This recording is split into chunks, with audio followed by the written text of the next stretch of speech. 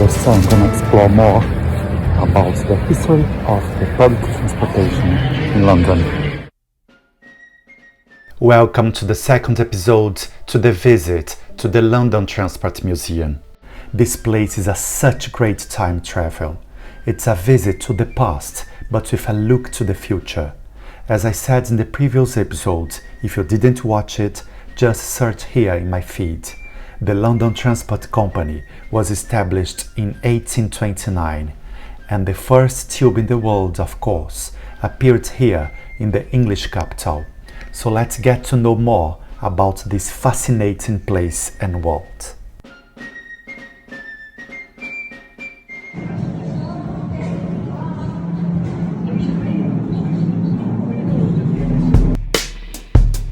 This wing of the museum is a real maze. And this is precisely the intention, because it reproduces some corridors and passages that the public can never access in the subway tunnels. Those doors that everyone is curious to know what's behind, or where technicians and maintenance staff walk when there is a problem. In the collection, you will find dozens of tubes, electrical cables, original parts and equipment used in the real subway tunnels.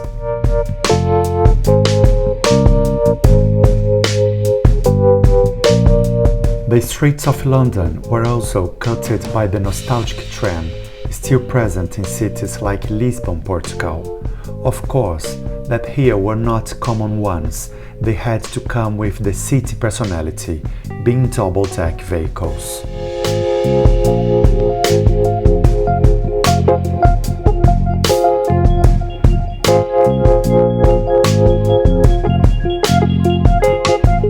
This is a trolley bus, an electric bus connected by cables that's no longer part of London's landscape. It's still used in capitals like São Paulo in Brazil.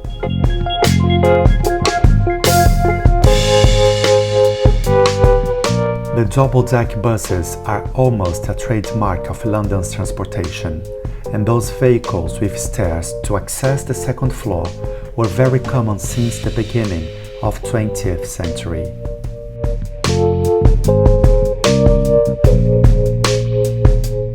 I would love to see one of those vintage buses throughout the streets. And about you? I have always thought that the substitution of the internal combustion engine for horse marked a very gloomy milestone in the progress of mankind. Winston Churchill. Churchill has reason. The power horse allowed vehicles to have the necessary power to take 10 or hundreds of people at the same time.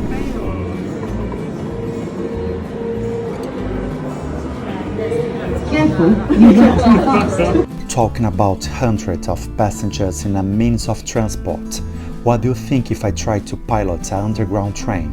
Don't worry, I won't put the people's life in risk, and it's not a real one. It's just a very cool simulator that you can try also in the London Transport Museum. To monitor the journey, press the vigilance pedal switch when you leave the alarm.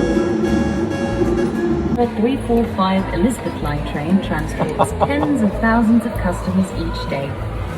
It will be your job. With phones and my experience, I don't guarantee that we will be able to open any wagon door.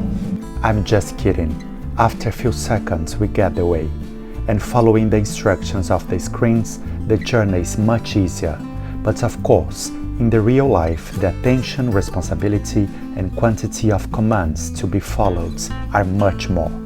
Our respect to drivers that take thousands of people a day to their destinations. The tube and the war. The London's transport performed a vital role in the First and in the Second World War. It provided vehicles, industrial expertise and underground spaces to both the armed forces and the home front. Small shelters like these were used throughout London's transport network to allow staff to quickly shelter during air raids while remaining duty.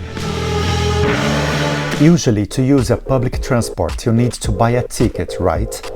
How did this purchase system work at the beginning? Well, for many years, bus passengers bought their tickets from a conductor. The ingenious bell punch, this little machine, as you can see, registered the sale of each colored ticket. It was audibly punched with a hole and the clipping was retained in a tamper-proof container. The takings could be checked by counting the clippings, a laborious task often undertaken by women. From 1953 to 1993, Gibson ticket machines were introduced on buses, replacing bell punch machines. They could issue lots of tickets quickly, printing them onto the blank rolls of papers. The internal counters made the system difficult to cheat. The foundation for today's Oyster ticketing system was laid in 1994 when London Transport launched an electronic smart card that held ticketing data on microchips. They communicate with the card readers using radio signals, allowing 33.6 passengers per minute pass by the gate. But futurely, the goal is to launch a wireless system that allows 57.8 passengers per minute. The company Transport for London, TfL, that operates the transportation currently, knows that mobile and contactless could provide even greater choice for customers. Together, TfL worked with Cubic Transportation Systems and MasterCard to engineer a new pay-as-you-go solution. This would allow customers to walk through a ticket gate without needing to buy a ticket or top up an Oyster card. Since 2014, pay-as-you-go has been a game changer. Following London's example, this technology is now used worldwide.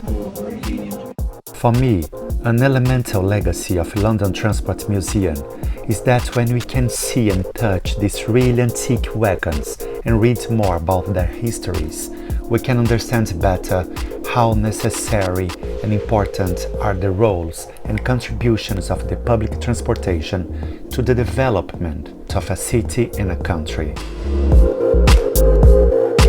This is the Locomotive 30, built in Manchester and was supplied for the opening of City and South London Railway in 1890. Let's continue the trip. I imagine you always have a curiosity to know how the underground tunnels and trains are under your feet. Through this mock-up, you can have an idea.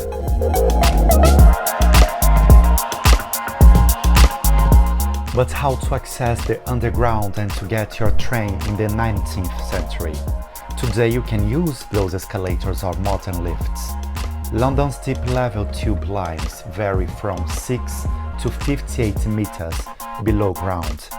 At the time, the first lifts were hydraulic-powered and later electric.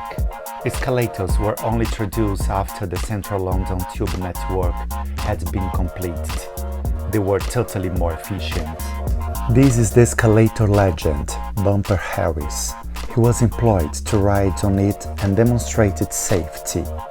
Unlike modern comb escalators, the original shunt mechanism ended with a diagonal so that the stairway finished sooner for the right foot than for the left. Anyone not wishing to walk on the escalator was therefore asked to stand to the right to allow others to pass, leading to Britain's unique flouting of escalator etiquette, which dictates in most countries that escalators tend to match the rules of the road.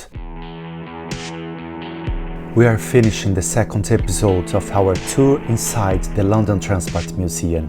In the next one, we will know more about this interesting and sustainable way of transportation. Let's visit another train simulator, understand the strong relation of transport with advertisement and design, and the perspectives for the future. I wait for you. Thanks for watching and see you on the next video.